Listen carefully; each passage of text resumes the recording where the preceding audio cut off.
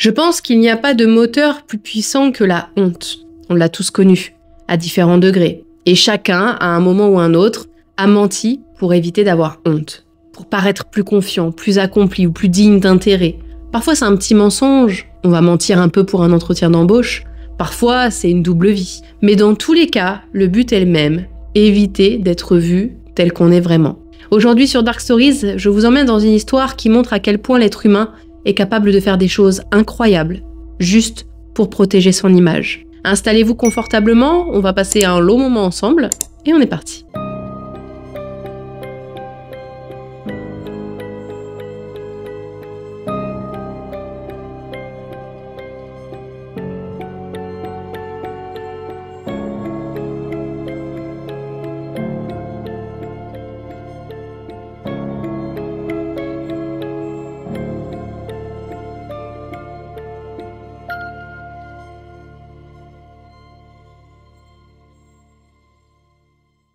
Avant de commencer, je vous rappelle que vous pouvez accéder au serveur Discord de la chaîne grâce au lien que je vous mets en description, mais que vous pouvez aussi retrouver sur la page d'accueil. Je vous le rappelle, on part en voyage très bientôt.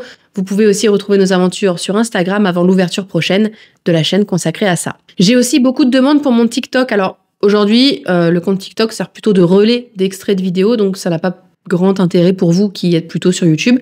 D'ailleurs, j'ai pas vraiment d'idée de quoi en faire. Si jamais vous avez des idées, je suis preneuse. En ce qui concerne notre affaire, je vous donne rendez-vous aujourd'hui à Columbia, dans l'Illinois, aux États-Unis. C'est une petite ville paisible, située à une vingtaine de kilomètres seulement de Saint-Louis. C'est vraiment le genre d'endroit où les gens laissent encore leurs portes ouvertes en journée, où tout le monde se connaît de près ou de loin, et où les communautés religieuses tiennent une place très importante dans la vie des habitants. Les rues sont bordées d'arbres, les écoles sont bien notées et les lotissements sont tranquilles. Columbia est souvent décrite comme un havre de paix. C'est ici que vit la famille Coleman, Sherry, Chris et leurs 2 garçons. Ils habitent une maison spacieuse avec un joli jardin bien entretenu. Christopher Coleman, donc Chris, est né le 20 mars 1977. Il est le fils non pas d'un, mais de 2 pasteurs chrétiens, Ron et Connie Coleman. Ses parents l'ont élevé, lui et ses 2 frères, Brad et Case, selon les préceptes très stricts de l'Église. Pendant toute leur enfance, les parents s'efforcent d'apprendre à leur fils à distinguer clairement le bien du mal. Tout petit déjà, Chris est un garçon adorable, gentil et très impliqué dans les activités de l'Église. Au quotidien, il fait ce qu'on attend de lui, il est respectueux, discret et c'est un très bon élève. Mais ça ne l'empêche pas d'être un garçon sensible. Son père raconte un événement d'ailleurs qui lui a fait prendre conscience de la sensibilité de son fils. Ce jour-là, on est un petit peu avant que Chris entre au lycée, le duo père-fils part chasser. Ils ont attrapé un lapin, sauf que quand Ron l'a tué devant son fils, Chris a paniqué. À partir de ce moment-là, Ron et Connie décident qu'il faut endurcir leur fils. Ils n'ont jamais expliqué comment ils ont fait, tout ce qu'ils disent, c'est que ça a fonctionné. Les amis et les professeurs de lycée de Chris racontent à peu près la même chose. Selon eux, c'est un garçon très réservé, pas très sûr de lui, qui n'est pas très fort mentalement. Ce qu'ils disent en gros, c'est qu'exprimer ses émotions, c'est un signe de faiblesse. Dans les dernières années de lycée, Chris est approché par un recruteur du corps des Marines. Et il est séduit. Alors après avoir obtenu son diplôme de fin d'études secondaires, il s'engage dans les Marines. À cette époque, il n'a que 18 ans. Pour son entourage, c'est une façon pour Chris de prouver qu'il est un homme, un vrai. Depuis des années, on lui reproche d'être faible, donc d'une certaine manière, à travers cet engagement, il veut prouver qu'il peut lui aussi être dur. Et à partir du moment où il a enfilé l'uniforme, Chris a eu l'impression d'avoir trouvé sa place. C'est grâce à cette expérience qu'il tombe amoureux pour la première fois de sa vie. Nous sommes en 1997, Chris a 22 ans, et il fait la connaissance de Sherry. Elle a 21 ans. Elle est militaire, elle aussi, mais dans l'armée de l'air des États-Unis. Ils se rencontrent parce que tous les deux ont suivi une formation dans un centre de dressage canin militaire à San Antonio, au Texas. Sherry, c'est une femme plutôt extravertie, pétillante, pleine de vie. Elle croque la vie à pleines dents. Elle est insouciante. Tout ce qui compte pour elle, c'est l'instant présent. Quand elle rencontre Chris pour la première fois, elle ne se projette pas, elle profite des bons moments qu'elle passe avec lui et advienne que pourra. D'ailleurs, pour elle, l'armée de l'air, c'est pas une carrière dans laquelle elle va s'enfermer toute sa vie, c'est un tremplin. Parce que Sherry aspire plutôt à une vie riche d'expériences. Elle veut voyager, elle veut découvrir le monde. Et pour elle, le plus important, c'est pas la destination, c'est le voyage. Ouais, je suis poétique aujourd'hui. Donc quand elle croise Chris, elle tombe sous son charme. Elle le trouve très beau, et finalement, sa timidité, sa retenue, sa sensibilité, ça la séduit. Chris, lui, il avance prudemment dans la relation, comme dans sa vie en général finalement. À force, il a appris à contrôler tous les aspects de sa vie et surtout à garder ses émotions pour lui. Du coup, il n'est pas très démonstratif, ni en public, ni avec sa famille, ni avec ses amis, ni avec Sherry. C'est sa toute première relation sérieuse, alors forcément il découvre, il n'est pas très à l'aise avec les marques d'affection. Lui, il a grandi dans une communauté religieuse, là où l'amour physique, les gestes d'affection, c'est plutôt mal vu. Pour Sherry en revanche, c'est tout l'inverse. Comme elle vit dans le moment présent, elle vit les choses avec beaucoup d'intensité. Et elle est très expressive. Elle n'hésite pas à serrer les gens dans ses bras, elle aime te lire la main de ceux qu'elle aime, elle est très transparente sur ce qu'elle ressent et finalement, elle montre toute son affection sans filtre. Elle se fiche complètement du regard des autres. Et autour d'eux, les proches de Chris le remarquent. Sherry fait ressortir une autre facette de Chris. Quelque chose de plus doux, de plus léger. Il donne l'impression d'être attiré par elle parce qu'elle le bouscule et qu'elle ne rentre pas dans des cases. Elle apporte un vent de fraîcheur et de nouveauté. Non, ceci n'est pas une pub. Ensemble, ils ont rapidement 2 enfants et se marient. Mais leur vie va soudainement basculer un certain 5 mai 2009. Ce matin-là, Chris se réveille tôt. Comme à son habitude, il a passé la nuit avec Sherry dans le même lit. Avant de partir à 5h45, il embrasse sa femme qui dort encore. Il se met en route pour la salle de sport depuis laquelle il lui envoie un SMS, puis un autre. Il écrit qu'elle doit se réveiller, s'occuper des garçons. Et il insiste, il lui écrit, et il l'appelle même, mais elle répond pas. Quand il se rend compte qu'elle ne se réveille pas, Chris contacte aussitôt son voisin, un policier, le sergent Justin Barlow.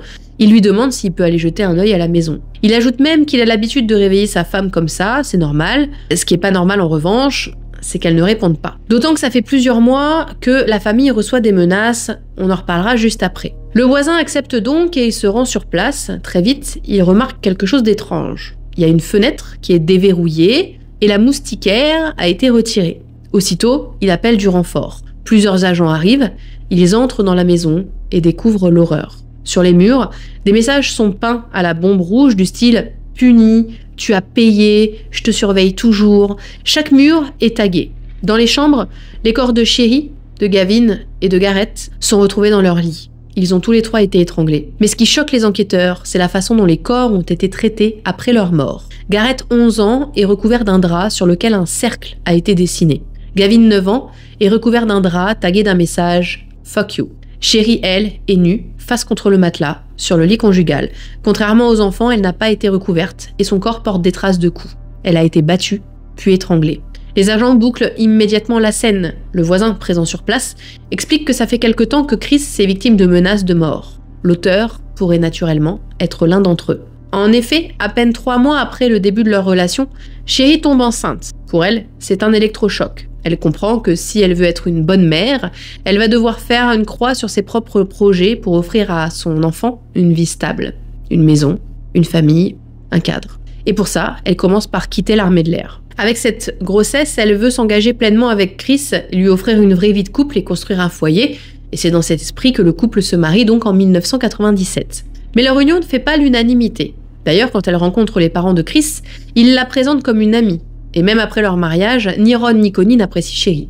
Oui, ils prêchent l'amour et l'acceptation dans leur église, mais dans les faits, ils ne cachent pas leur mépris pour elle. Et Sherry le sent ça. Elle sait très bien qu'ils ne l'aiment pas. Pour eux, Sherry n'est qu'une petite blonde sans importance, dépravée, provocatrice, et elle n'a rien à faire dans leur famille. Pour la mère de Chris, Sherry n'a rien de spécial, elle n'est pas particulièrement jolie, elle n'est pas intelligente et elle n'est pas intéressante, clairement, elle espérait mieux pour son fils.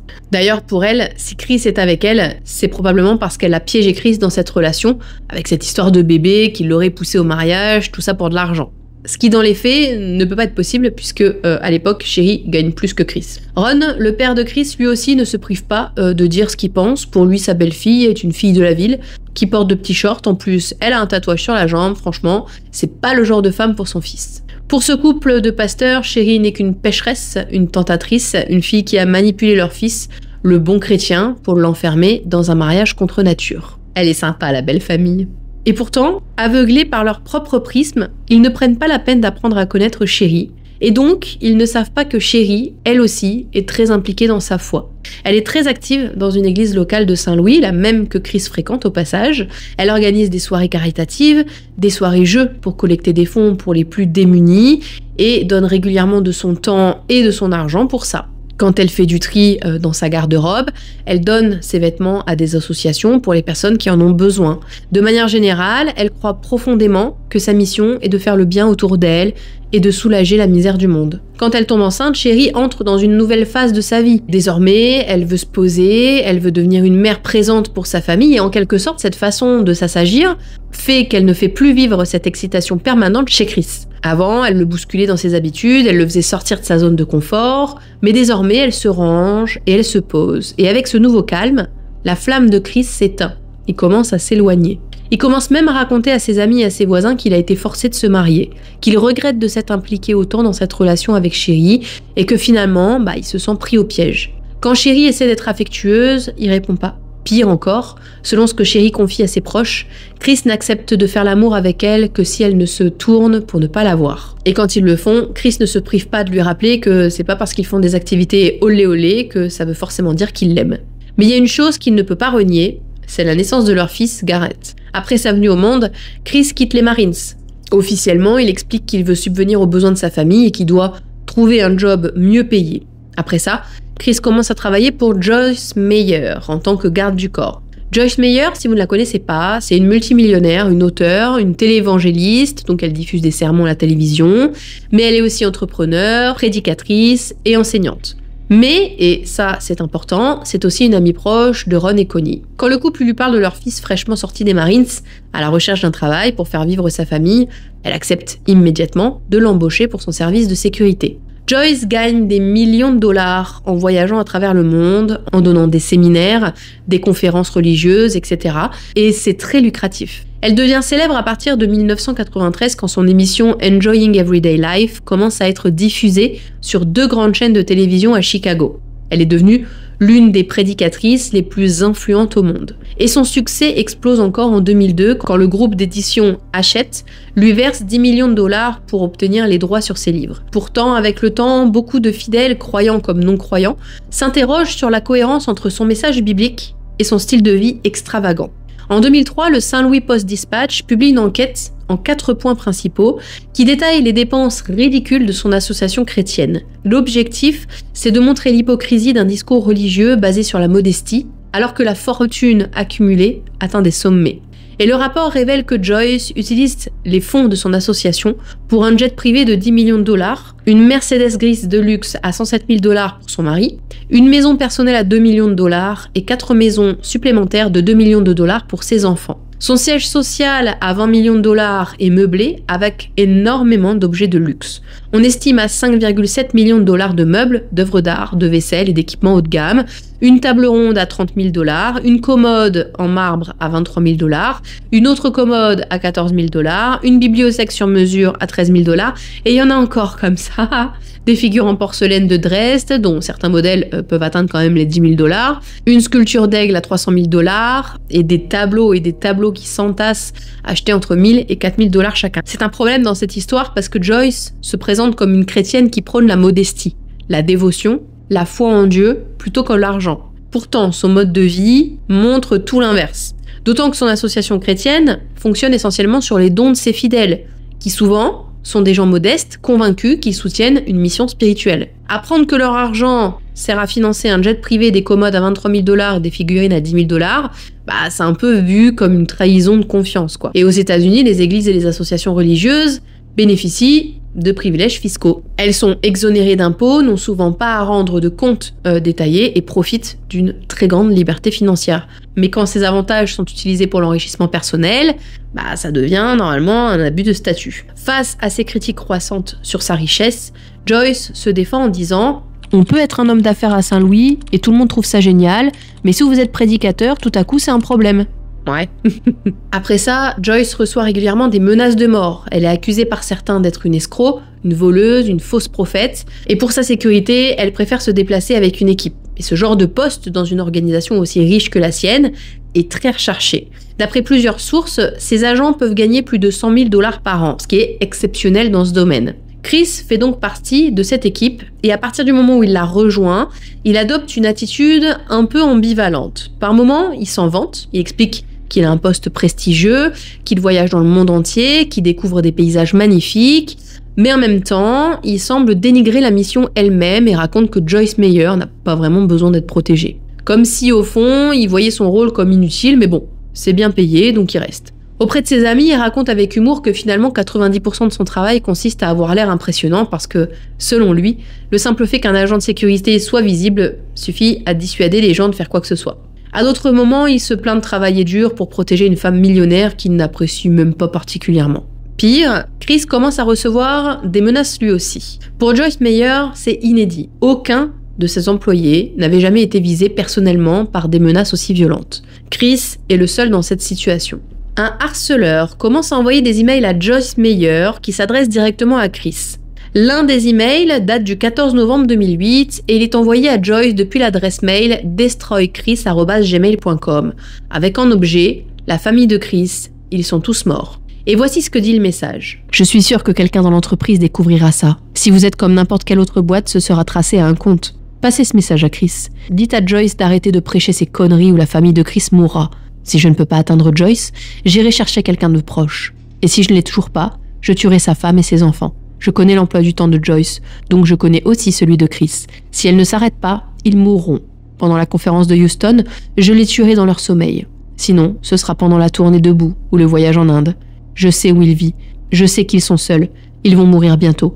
La prochaine fois, laissez-moi parler à Joyce. Elle a besoin d'entendre ce que j'ai à dire. Et maintenant, elle l'entendra. » Alors, il y a beaucoup d'incohérences dans ce mail, si on regarde bien. Déjà, la personne qui écrit envoie cet email à Joyce et demande qu'il soit transmis à Chris, mais ensuite il écrit que le problème vient de Joyce et pas de Chris. Et il dit vouloir que Chris transmette le message, sinon il tuera sa famille.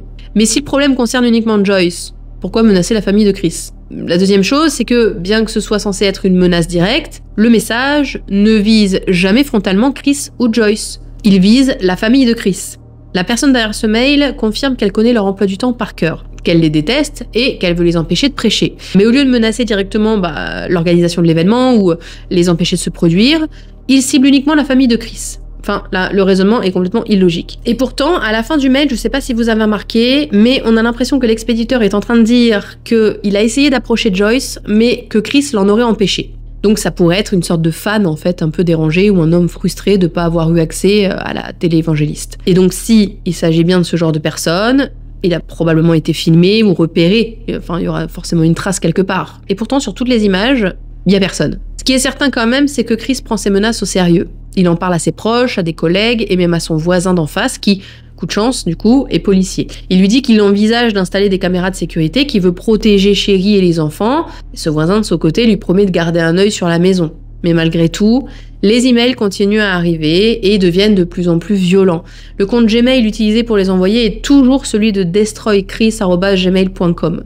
L'un d'eux arrive avec l'objet « Houston, mort ». Et dans le message, on peut lire « Chris, ta famille est morte. Je connais ton emploi du temps. Ils mourront la prochaine fois qu'on m'empêchera de parler à Joyce. » D'autres emails suivent tous les jours et de plus en plus explicites. On l'insulte, on le menace et c'est très détaillé. « Je vais leur tirer dessus avec mon 40. Croyez que je bluffe ? Attendez. » Le harceleur parle de l'argent que Joyce gagnerait en volant les fidèles, il insulte sa couleur de peau, il cite même d'autres personnes.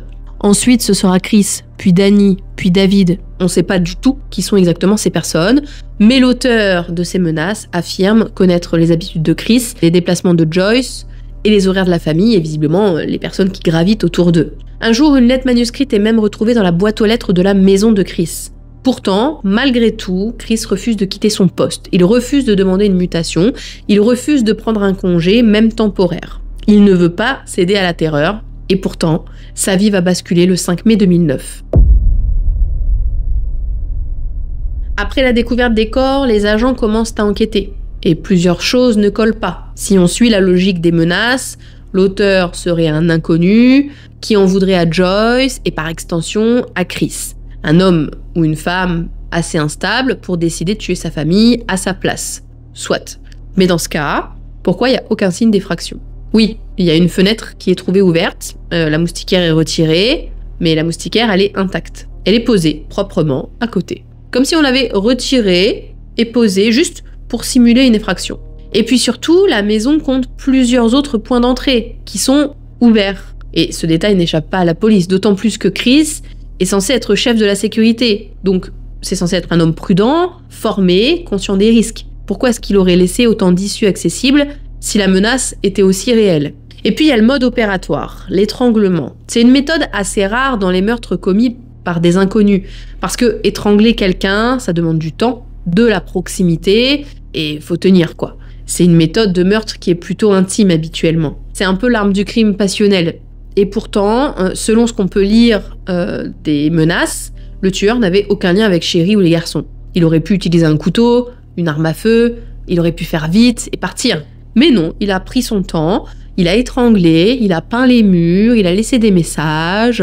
Tout ça, finalement, commence à ressembler davantage à un règlement de compte qu'à l'acte impulsif d'un harceleur en croisade contre une télévangéliste. Et finalement, si on regarde bien, il y a peu de temps entre le moment où Chris quitte la maison, donc à 5h45, et 6h43 où on voit les policiers entrer dans la maison. Donc moins d'1 heure pour tuer 3 personnes en les étranglant et écrire tous les messages. Il y a un autre détail encore plus accablant. Les caméras de surveillance placées dans la rue montrent que personne n'est entré dans la maison après le départ de Chris. Personne. Quand les policiers lui annoncent la mort de sa famille, Chris ne réagit pas. Pas une larme. Rien. Le sergent Justin Barlow, qui connaît bien Chris, s'en étonne lui aussi. Avec les autres officiers, il s'était préparé à devoir le retenir de force, à le voir s'effondrer. Mais non, Chris reste complètement stoïque. L'un des aumôniers appelé sur place, le pasteur Jonathan Peters, le confirme lui aussi. Quand il a dit à Chris que sa femme et ses enfants avaient été tués, Chris n'a pas bronché. Pire encore, l'aumônier remarque des marques sur son bras, des griffures. Et devant lui, Chris les a regardés un peu perplexes, genre « Oh, bah tiens, comment j'ai pu me faire ça ?» Et comme pour détourner l'attention, il a frappé son bras contre le brancard de l'ambulance. Genre pour faire croire qu'il s'était fait ça comme ça, quoi. C'est trop tard, Jonathan les a vus. D'ailleurs, le capitaine de police Jay Paul confirmera plus tard que, de toute façon, les blessures qu'il avait ne pouvaient pas venir du brancard. Et au vu de ce qu'on sait de la vie de Chris, ça serait pas vraiment étonnant qu'il soit impliqué. Parce que quelques années après la naissance de leur premier enfant, Sherry apprend qu'elle est de nouveau enceinte. Et à nouveau, Chris ne réagit pas comme elle l'espérait. Il vit cette annonce comme une contrainte supplémentaire, alors que Sherry, elle voit cette grossesse comme une bénédiction, comme la suite logique de la famille qu'ils ont commencé à construire ensemble. Et finalement, elle a un peu l'espoir que ça redonne un nouveau souffle à leur couple. Mais c'est tout l'inverse. Chris commence à faire des heures supplémentaires, à prolonger ses déplacements professionnels. Quand il rentre à la maison, Garrett prend énormément de place selon lui. S'occuper de lui, c'est très prenant et finalement, il a l'impression que sa vie ne lui appartient plus. Il ressasse à nouveau les mêmes discours qu'au début de son mariage. Il se dit piégé dans un rôle de père qu'il n'a jamais vraiment choisi. En 2003, après la naissance de leur deuxième fils, donc Gavin, Sherry demande à Chris de passer plus de temps à la maison. Elle veut qu'il soit plus présent dans l'éducation de leurs enfants. Pour elle, c'est normal, tous les deux ont quitté l'armée pour offrir à leurs enfants une vie stable et équilibrée, pas pour qu'elle élève les enfants toute seule et qu'ils grandissent sans leur papa. Mais Chris refuse. Déjà qu'il se retrouve à bosser 90 heures par semaine pour offrir une vie digne de ce nom à la famille, pendant que sa femme reste à la maison et dépense leur argent dans des choses qui pour lui sont inutiles, il va pas en plus sacrifier son propre confort parce que bon oui, il fait des heures, il gagne très bien sa vie, mais il fréquente des hôtels de luxe et lui-même reconnaît que son job de garde du corps, il est loin d'être épuisant quand même. Sauf qu'en réalité, Sherry ne dilapide pas du tout leur argent comme il le raconte à qui veut l'entendre, non. Elle donne de son temps et de son argent à différents projets caritatifs liés à l'église. Et elle n'est pas dépensière pour elle-même.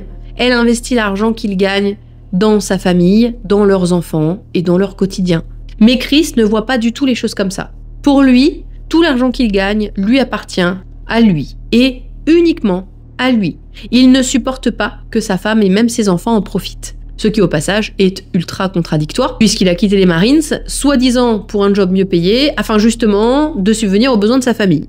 Chris passe son temps à se plaindre de sa vie. Tout le monde est au courant, même Joyce Meyer, que son mariage est une catastrophe. Il critique en permanence les dépenses de Sherry, il parle sans arrêt de divorcer, mais il le fait pas parce que le règlement intérieur de l'organisation de Joyce l'interdit formellement. Joyce, en tant que télévangéliste chrétienne, très médiatisée, impose à ses employés des règles strictes de moralité, notamment sur la vie de couple. Le divorce sans motif biblique, comme l'adultère de l'autre conjoint, est considéré comme inacceptable au sein de son association. C'est un principe religieux. Et comme Chris n'a pas de preuve que Cheryl l'a trompé, il peut pas invoquer une cause religieuse justifiable pour se séparer d'elle sans contredire l'image chrétienne exigée par son poste. S'il divorce simplement, il risque d'être renvoyé, de perdre son salaire, sa couverture sociale et son train de vie. Et plus le temps passe, plus il reprend le discours de ses parents. Sherry est responsable de la vie qu'il a et qu'il déteste. Elle est tombée enceinte pour le piéger et il s'est fait avoir. Il dira même à un moment qu'il aime ses enfants, mais qu'ils sont un obstacle dans sa vie et que sans eux, il pourrait enfin faire ce qu'il aime. Malgré ça, de son côté, Sherry est encore amoureuse de Chris. Pour elle, leur couple traverse une mauvaise passe, c'est passager et tout va s'arranger avec le temps. Et pour les aider, il faut que Chris passe plus de temps avec eux. Ils pourraient de nouveau partager des choses ensemble, elle pourrait lui faire découvrir la joie de la parentalité et ils retomberaient certainement amoureux. Oui, pour elle, la distance, l'attitude dégradante des parents de Chris ont sûrement eu un impact sur leur couple, mais rien n'est irréparable. Dans cette optique, Joyce Meyer recommande au couple de suivre une thérapie avec un prêtre qu'elle connaît. Et apparemment, ça fonctionne. Pendant les séances, Chris donne l'impression de faire de vrais efforts pour sauver son mariage. Et ensemble, ils travaillent sur leurs problèmes de couple. Ce que Sherry ne sait pas, c'est que pendant qu'elle s'investit à 1000% dans leur mariage, Chris, lui, a en fait déjà tourné la page. Et il l'a fait avec une femme qui ressemble étrangement à Sherry, Tara Lynns. Tara et Sherry étaient meilleures amies au lycée. Comme Sherry, Tara est pétillante, mais elle ne s'est pas installée dans une vie de famille comme son amie l'a fait. Et c'est précisément pour ça que Chris la trouve attirante. Elle est à ses yeux intéressante, indépendante et excitante. Tara travaille comme hôtesse dans un club de gentlemen et pour compléter ses revenus, elle est aussi serveuse dans un club branché. En novembre 2008, elle est venue assister à un événement de Joyce Meyer en Floride sur les conseils de Sherry elle-même. C'est là qu'elle et Chris se sont retrouvés et qu'ils ont commencé leur liaison. Et Chris voit les choses en grand avec Tara. D'ailleurs, il note énormément de choses sur elle sur son ordinateur. Il a même créé un dossier au nom de Tara dans lequel il range toutes les informations. Sa date d'anniversaire, sa taille, la couleur de ses yeux, sa pointure, son tour de doigt, sa taille de jean, sa fleur préférée, son parfum préféré, ce qu'elle aime et ce qu'elle aime pas. Le fichier mentionne aussi la date à laquelle ils ont eu leur première relation sexuelle, ainsi qu'une liste d'idées de cadeaux de Noël, donc on y trouve une bague de fiançailles avec un diamant et une croix en diamant, enfin... il y a tout dedans. Et c'est terrible parce que quand il parle à ses amis, Chris continue de dire que ses enfants se mettent en travers de son destin.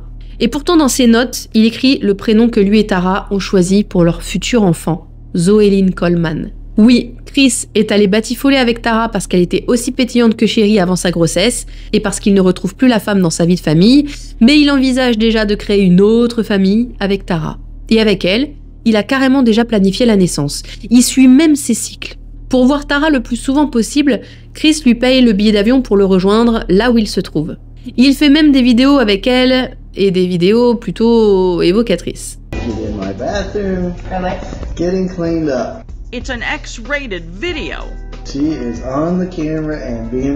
À ce moment-là, Chris est censé surveiller sa patronne à Hawaï. Il prend énormément de photos et de vidéos avec Tara, y compris des vidéos nues d'elle ou pendant qu'elle marche dans leur chambre d'hôtel. Il lui parle d'amour, de mariage et de leur relation comme n'importe quel autre couple finalement. Le couple est allé en Arizona, à Hawaï, et ils avaient même prévu de faire une croisière pour le Nouvel An. Ce que je vous ai pas dit, c'est qu'à ce moment-là, Tara, elle aussi est en couple avec un homme, Jesse, avec qui elle a d'ailleurs fait une croisière en décembre 2008. Tara aurait aussi été contactée par le frère de Sherry, Mario, bien avant cette histoire, et les deux avaient entretenu une relation ensemble, ils projetaient même de se marier et d'avoir un enfant, alors que Tara était déjà avec Jesse. Le propre frère de Chris, Case, avait lui aussi envoyé des photos plutôt explicites à Tara, et les deux s'étaient fréquentés quelque temps. On ne sait pas si Chris est au courant ou non de ses autres relations amoureuses. Ce qu'on sait en revanche, c'est que Chris raconte à Tara qu'il n'est plus attiré par Sherry, pire, qu'elle le dégoûte. Ce à quoi Tara demande des preuves. Elle veut s'assurer qu'il ne couche plus avec Sherry et qu'il se réserve pour elle, et juste pour elle. Je me suis demandé comment il allait prouver ça. Ça me fait penser, vous savez, quand vous devez envoyer la preuve que vous n'avez pas reçu le colis que vous avez commandé. Mais Chris y trouve un moyen. Il envoie à Tara des photos de Sherry, qui n'est clairement pas à son avantage, donc pendant qu'elle dort surtout. Et il en profite aussi quand il est chez lui pour se filmer sous la douche, en s'amusant tout seul, si vous voyez ce que je veux dire. Tout ça à la demande de Tara. Il enregistre ses photos et ses vidéos sur son ordinateur, et il a même enregistré une des vidéos de Tara nue sur l'ordinateur de son père. Les parents de Chris sont donc au courant de sa liaison, et même s'ils sont pasteurs, ils soutiennent le choix de leur fils d'avoir une relation sexuelle hors mariage. Pourquoi ? Parce que pour Ron, Tara ne fait que répondre à un besoin que Sherry a cessé de satisfaire avec le temps. Vous comprenez, les hommes ont des besoins et ils doivent être respectés. Et si une femme ne respecte pas son mari, il ira chercher le respect ailleurs. Voilà. Pourtant, Sherry donne tout. Elle achète de la lingerie, des bougies et régulièrement elle essaie de se rapprocher de son mari, de créer des ambiances, de le reséduire. Attention, je dis pas que c'est ce qu'elle doit faire pour respecter son mari, je dis juste qu'elle fait de son mieux pour arranger tout ça. Elle sait que quelque chose va pas. C'est d'ailleurs pour ça qu'ils ont commencé leur thérapie de couple. Et si au début, Chris donnait l'impression de s'investir, ça n'a pas duré bien longtemps. Après quelques séances seulement, Sherry commence à comprendre que son mari n'est peut-être pas celui qu'elle pense être. Pendant les séances, il montre des signes de remords, il a vraiment envie de s'investir. Mais une fois la séance terminée, il l'ignore et il passe son temps à la rabaisser. Et Chris ne place pas seulement Tara avant Sherry, non.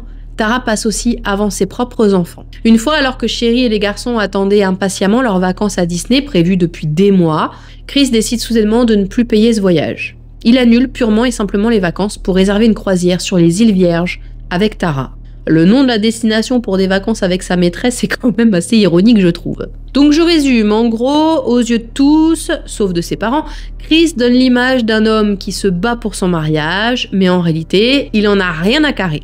Sherry s'en est rendu compte, elle le dit d'ailleurs à ses amis, elle se doute aussi qu'il a quelqu'un d'autre, elle sait même d'ailleurs que c'est Tara. Mais elle se bat, elle veut sauver ce qu'il reste à sauver de leur couple et de leur famille. Mais avec le temps, les choses empirent au point que Chris commence à lever la main sur sa femme. C'est arrivé à 2 reprises, dont une fois 1 mois après avoir commencé à fréquenter Tara. Enfin arrive le jour de Noël, un moment festif pour la plupart des familles, mais vous aurez compris que chez Chris et Sherry, évidemment, ça ne va pas se passer comme ça. Ce jour-là, Chris annonce à sa femme qu'il veut divorcer.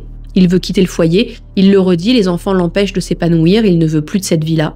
Avec toute la volonté qu'il montre à vouloir sauver son mariage, il sait qu'il ne perdra pas son emploi parce qu'il a montré qu'il avait absolument tout fait. Par contre, il prend conscience qu'il devra verser une pension alimentaire à son ex-femme et à ses 2 enfants. Et l'idée de penser qu'il fera profiter encore à sa famille de son argent lui est insupportable. Interrogé par les enquêteurs, Chris raconte qu'à son réveil, tout semblait normal. Selon lui, Sherry était encore vivante lorsqu'il est parti, vers 5h30 du matin. Il raconte même lui avoir parlé et l'avoir embrassé. Mais ce que montre la scène du crime et surtout le taux de décomposition des corps dit tout l'inverse. Au moment où la police est entrée dans la maison, Sherry et les enfants étaient morts depuis plusieurs heures déjà. Il est donc impossible que Chris n'ait pas remarqué la présence d'un cadavre juste à côté de lui dans le lit conjugal. L'interrogatoire dure 5 heures et dès les premières minutes, les enquêteurs lui demandent de reprendre toute sa matinée, minute par minute. Son réveil, ses échanges avec Sherry, son passage à la salle de sport. Chris réexplique, il s'est levé à 5h30 grâce à son téléphone, il a essayé de réveiller Sherry, il n'a pas réussi, puis il est parti au Gold's Gym, sur place il a envoyé plusieurs SMS, il a même essayé de l'appeler, mais il n'a eu aucune réponse, ce qui selon lui n'est pas habituel et il insiste lourdement là-dessus. Selon lui, Sherry lui répond toujours, même quand elle est sous la douche, elle lui envoie un message dès qu'elle sort. Or, ce matin-là, c'est le silence complet. Et il continue de jouer le mari qui ne sait rien.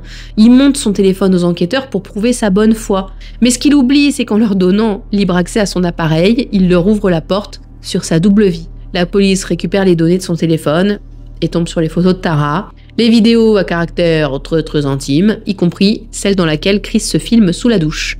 Sur son ordinateur portable, les enquêteurs découvrent ses mails, ses discussions, et surtout ses plans d'avenir avec Tara. Pendant son interrogatoire, Chris demande un sweat parce qu'il a froid. Pourtant, la salle est chaude et ce qu'il veut vraiment en fait, c'est cacher ses bras. Et surtout, les greffures que Sherry lui a infligées en se défendant. Comme si personne ne l'avait vu avant.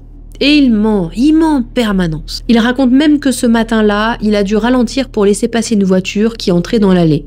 Sauf qu'aucune caméra de vidéosurveillance ne montre de voiture entrer dans l'allée. Il va même jusqu'à regarder les notes des policiers pendant qu'ils s'absentent pour savoir ce qu'ils savent et pour adapter son histoire. Et à force, Chris commence à s'embrouiller dans ses versions. Il revient sur ses déclarations, il dit d'abord que Sherry était vivante, puis peut-être qu'elle l'était pas, puis à nouveau qu'elle l'était. Un coup il dit qu'il l'a embrassée, qu'ils ont parlé, qu'elle lui a répondu, mais à mesure que les preuves s'accumulent, il devient moins sûr, il finit même par dire qu'il sait pas, peut-être qu'elle était même pas réveillée, enfin, il se mélange quoi. À ce moment-là, les enquêteurs ne lâchent plus. Ils ont les preuves médicales, les horaires de décès, les données du téléphone, les caméras. Ils savent que Sherry était morte bien avant que Chris ne parte pour la salle de sport. Et puis Chris a été formé comme agent de sécurité. Et pourtant, il assure qu'il n'a rien entendu, rien remarqué, alors que sa femme a été battue et étranglée dans le lit conjugal, si on en croit ce qu'il dit. Et surtout, pourquoi un harceleur qui aurait passé des mois à envoyer des emails de menaces serait venu chez eux pour tuer uniquement Sherry et les enfants et épargner Chris. Les enquêteurs mettent Chris face à ces incohérences. Ils répètent encore et encore que la scène de crime est incompatible avec son témoignage, que les corps sont froids depuis bien avant son départ, que les enfants n'étaient déjà plus en vie quand il est monté dans sa voiture ce matin-là, et que tout ça n'est que le résultat de sa volonté de vivre avec Tara. Mais Chris nie absolument tout. Une partie de l'interrogatoire n'a pas été rendue publique, mais à l'intérieur, on sait que les policiers posent à Chris la question de l'adultère. Et Chris nie complètement. Il dit qu'il aimait sa femme, qu'ils travaillaient ensemble sur leurs problèmes grâce au conseil de leur église, et que ce drame est arrivé au moment précis où leur vie allait enfin s'améliorer. Alors les enquêteurs vont chercher directement l'information à la source. Ils vont rencontrer Tara. Et pendant que Chris est interrogé dans une salle, Tara est elle aussi interrogée dans son salon. Depuis quand êtes-vous en couple avec Chris? Fin novembre, début décembre? Où est-ce que vous vous voyez? Phoenix et Maui, à Hawaï. Et qu'est-ce qu'il disait à sa femme quand il partait? Qu'il travaillait? Et au beau milieu de cette audition, un événement se produit. Le téléphone de Tara sonne. C'est la gérante du club où Tara travaille. Et Tara décroche. Hé! Non, je suis en plein interrogatoire pour une enquête de meurtre très médiatisée là. J'ai 4 détectives assis dans mon salon. Ah, ils peuvent te donner une preuve si tu veux. Oui, je travaille aujourd'hui. Elle répond comme si de rien n'était, alors qu'on parle quand même de l'assassinat d'une famille entière et de sa meilleure amie d'enfance. Je sais pas, moi ça me choque. Et elle continue, elle raconte que Chris s'était inscrit sur des sites de mariage, qu'il avait regardé des bagues, qu'ils avaient parlé de vivre ensemble. Elle ajoute même qu'il avait évoqué le fait d'avoir des enfants. Tara est donc conduite au commissariat pour poursuivre l'interrogatoire. Et elle explique qu'après le drame, Chris lui a envoyé un message pour lui dire qu'il l'appellerait quand il pourrait. Elle le dit elle-même, elle a reçu ce message pendant qu'il était interrogé. Il lui a écrit qu'il pensait à elle et que la veillée aurait lieu à 15h. Donc il vient de perdre toute sa famille et tout ce qui l'importe, c'est de lui dire qu'il pense à elle et que la veillée de sa famille est à 15h. Quand on lui demande si elle est au courant de quoi que ce soit à propos des meurtres, évidemment elle répond que non et elle va livrer aux enquêteurs des détails qui vont définitivement enterrer la version de Chris. Elle déclare que Chris lui a dit qu'il comptait donner les papiers du divorce à Sherry le 5 mai 2009. Il lui avait aussi promis qu'il partirait en croisière dans les Caraïbes le 14 juin. Mieux encore, une date de mariage était déjà prévue et fixée provisoirement à janvier 2010. Entre novembre 2008 et mai 2009, ils communiquent régulièrement, ils échangent des déclarations d'amour, ils font des projets et ils se retrouvent dans les chambres d'hôtel où ils avaient des rapports sexuels à chaque rencontre, évidemment. Tout ça, alors que Tara est aussi mariée, souvenez-vous. Pourtant, Tara ne cache rien. Elle dit qu'il portait des bagues de fiançailles assorties, que Chris lui avait promis qu'il avait consulté un avocat pour engager la procédure de divorce. Il devait récupérer les papiers le lundi 4 mai 2009 et les remettre à Sherry le lendemain. C'était le plan. Mais le 4 mai, Chris n'a rien donné à sa femme. Et en fait, il explique que le nom de Sherry était mal orthographié sur les documents. Donc, il devait retourner voir son avocat pour corriger l'erreur et les papiers seraient prêts le 5 mai. Le jour où Sherry, Gavin et Garrett ont été tués. Autrement dit, le jour même où il était censé demander le divorce, Chris a massacré toute sa famille. Le jour du triple meurtre, alors que Chris est déjà entre les mains de la police, Tara apprend ce qui s'est passé. Mais pas par les autorités. Pas par la famille de Sherry non plus, de qui elle était pourtant très proche, non. Elle l'apprend par Ron Coleman, le père de Chris, qui l'appelle personnellement pour la prévenir. Vous savez, ce Ron qui détestait Sherry, qui savait que son fils avait une liaison avec elle et qui en plus avait des vidéos d'elle sur son ordinateur. Quand on l'interroge, Ron Coleman refuse de dire d'où vient l'information. Chris de son côté finit par admettre qu'il avait demandé à son père d'appeler Tara. Donc malgré son insistance à répéter aux enquêteurs que sa relation avec Tara n'est pas sérieuse, que son cœur appartient encore à Sherry et qu'il ne voulait pas être avec Tara, tout ça, personne ne le croit. Et d'ailleurs, Tara, elle ne montre pas non plus de réaction quand on évoque la mort de Sherry, qui, je le rappelle, encore une fois, est quand même son amie de lycée. Elle n'exprime ni tristesse, ni choc, au contraire, Elle semble presque trouver ça amusant, comme si toute cette histoire était un peu irréelle. Alors c'est possible, hein. Vous savez, le phénomène de dissociation, des fois, on a des réactions un petit peu étranges. C'est pareil, je n'ai pas trouvé d'informations sur Jesse, s'il a appris la relation ou pas, s'il s'était séparé entre-temps ou pas, je ne sais pas. Finalement, Chris est officiellement arrêté et inculpé de 3 chefs d'accusation de meurtre au premier degré. Son procès s'ouvre le 25 avril 2011, soit presque 2 ans après les meurtres, et on y apprend que les menaces envoyées à Chris et à sa famille, celles qu'il avait lui-même signalées à la police, comme venant d'un harceleur, ont en réalité été envoyées depuis son propre ordinateur portable. Et ce même ordinateur, Chris avait reconnu que lui seul l'utilisait. L'heure du décès de Sherry, Gavin et Garrett est estimée entre 3h et 5h du matin, ce qui veut dire qu'au moment où Chris prétend être parti au travail, sa famille était déjà morte. Une autre preuve va encore plus loin, la bombe de peinture rouge, utilisée pour écrire les messages menaçants dans la maison. Elle a été achetée par Chris 3 mois plus tôt. 3 mois. Pendant ce temps, le père de Chris, lui, essaie tant bien que mal d'arranger la vérité. Il raconte que son fils, en fait, il essayait de quitter Tara pour redevenir un bon mari pour Sherry. Pourtant, Sherry elle-même et plusieurs de ses amis avaient confié que si jamais quelque chose devait lui arriver, ce serait Chris. Et puis, il y a le témoignage de Joyce Meyer, la célèbre prédicatrice pour qui Chris travaillait. Elle est appelée à la barre et elle ne le ménage pas du tout. Elle explique qu'elle emploie des personnes divorcées ou ayant eu des passés difficiles, c'est pas un problème en soi. Mais l'adultère en revanche, surtout s'il a lieu pendant les tournées de l'église, est un motif de licenciement immédiat. Et comme Sherry était au courant de l'infidélité de Chris, tout aurait inévitablement été rendu public lors du divorce. Et ça, Chris ne pouvait pas se le permettre. Parmi toutes les preuves présentées au procès, l'une des plus accablantes est passée presque inaperçue, et pourtant, elle est tellement parlante. Dans plusieurs emails de menaces, ainsi que d'ailleurs sur les graffitis retrouvés dans la maison, le mot opportunity, donc opportunité, est mal orthographié. Et cette même erreur apparaît systématiquement dans les écrits de Chris. Exactement la même faute, à chaque fois. Pendant tout le procès, Chris nie toujours les faits. Ses parents le soutiennent bec et ongles et vont même jusqu'à accuser Sherry parce que selon eux, elle le négligeait, elle n'était pas une bonne épouse et l'aurait poussé dans les bras de Tara. Pour eux, toutes ces preuves n'en sont pas. La bombe de peinture retrouvée chez Chris, oui, elle a été achetée, mais pour autre chose et le tueur a juste décidé de s'en servir le jour du drame, comme ça. Par coïncidence, ça justifie rien du tout. Et quant au fait que Sherry et les enfants ont été tués précisément le jour où Chris devait lui remettre les papiers du divorce, encore une coïncidence. Ils ne font que défendre systématiquement que toutes les preuves sont purement circonstancielles. Et s'appuient sur un autre point. L'ADN retrouvé sous les ongles de Sherry ne correspond pas directement à Chris. Alors c'est pas faux, mais c'est pas complètement vrai. Disons que c'est nuancé. L'échantillon d'ADN était partiel, donc pas suffisant pour identifier formellement Chris à 100%, mais il correspond très fortement à son profil ou à celui d'un membre très proche de sa famille. Autrement dit, il y a une très forte probabilité que ce soit lui. La défense essaie aussi de prétendre que la liaison avec Tara était terminée et qu'il avait l'intention de revenir vers sa femme. Mais là encore, Tara vient tout déglinguer, elle prend la parole à la barre et porte la bague de fiançailles que Chris lui a offerte. Et elle le répète, leur relation était très sérieuse. Ils parlaient mariage, prénom d'enfant, et elle voulait même d'ailleurs continuer à poursuivre une relation avec l'homme qui venait de tuer sa meilleure amie. Pas de problème pour elle.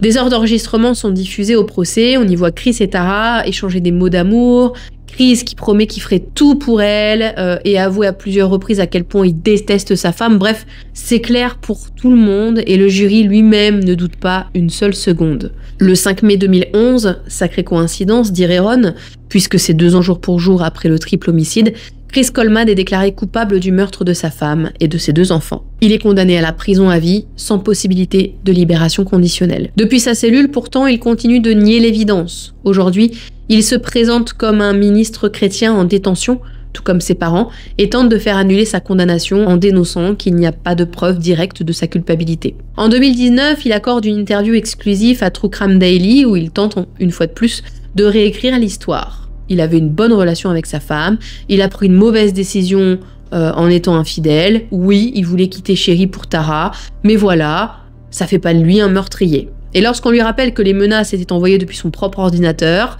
Chris tente un dernier coup. On sait jamais. Il explique en réalité qu'il possédait 2 ordinateurs portables, que celui utilisé pour les messages ne quittait jamais le bureau et que Sherry aurait donc pu y avoir accès. En clair, il insinue que c'est sa propre femme qui envoyait des menaces pour attirer son attention, pour le forcer à rester et pour passer plus de temps avec lui. Une explication qui frôle l'absurde parce que si c'était le cas, alors qu'il l'a tuée. Comment est-ce que ce serait étranglée elle-même dans son lit à côté de lui sans qu'il se réveille? Enfin, ça n'a aucun sens. Mais Chris, il continue à broder, il se raccroche aux branches. Il y a une vidéosurveillance qui a été installée chez lui et elle a montré un homme avec une capuche déposer une lettre de menace dans sa boîte aux lettres. Il aurait regardé cette vidéo avec sa femme, mais bien sûr, impossible de la montrer parce que il n'a pas su comment la sauvegarder. Donc, il a aucune copie. Pourtant, Chris Coleman est chef de la sécurité pour une personnalité internationale. Il sait utiliser les outils de surveillance, mais là, il a été incapable de sauvegarder une vidéo qui aurait pu prouver son innocence. Dis donc, après avoir fait appel, sa demande est rejetée en 2020. Chris Coleman est donc toujours en prison. Et pourtant, ses parents, Ron et Connie, continuent de croire à son innocence. Et Connie le dit clairement, tant que personne ne peut prouver à 100% que c'est lui, je croirai toujours mon fils. Elle décédera en juin 2020 et jusqu'à la fin, elle n'a jamais cessé de défendre Chris. Quant à Ron, le père, il reste actif sur la page Facebook de l'association et continue de clamer l'innocence de son fils malgré les éléments quand même accablants. Et même après ce drame, il continue de critiquer sa belle-fille, même après sa mort, alors qu'elle a été assassinée dans des conditions atroces. Qui croit que ce soit son fils ou pas son fils? Le résultat, c'est le même. Sherry est décédée et ses enfants aussi. Et malgré ça, il ne trouve même pas une seule chose positive à dire sur elle. Alors que Sherry était une femme incroyable, particulièrement résiliente, courageuse et avec énormément d'amour à revendre. Ses enfants étaient à l'image de leur mère, ils adoraient passer du temps en famille et profiter de chaque moment passé avec leur père quand ils rentraient à la maison. Ils ne méritaient pas ça. Merci à vous d'avoir regardé cette vidéo jusqu'au bout. Évidemment, on se retrouve la semaine prochaine pour une nouvelle histoire glaçante sur Dark Stories.